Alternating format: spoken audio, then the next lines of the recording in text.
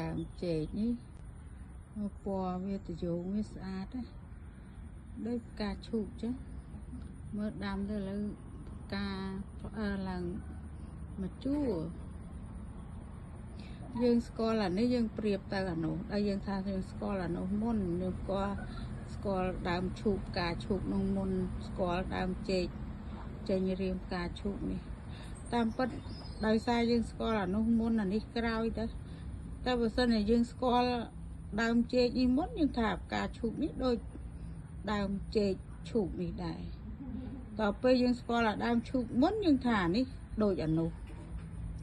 វាអត់មានអាណាមុនក្រោយទេធម្មជាតិរបស់វាផ្សេងពីគ្នា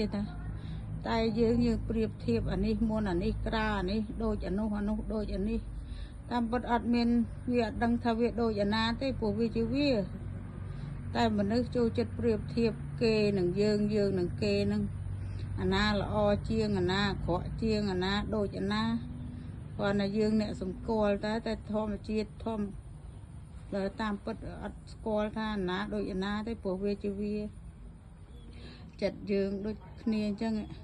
ពេលយើងឃើញអាណាល្អជាងទៅយើងយកនោះទៅធៀបតាមពិតគេជាគេយើងជាយើងអ្នកនោះជាអ្នកនោះអ្នកនេះជាអ្នកនេះហើយដល់អាចិត្តនេះវាជាតែចង់ប្រៀបធៀបទៅលើអ្វីដែល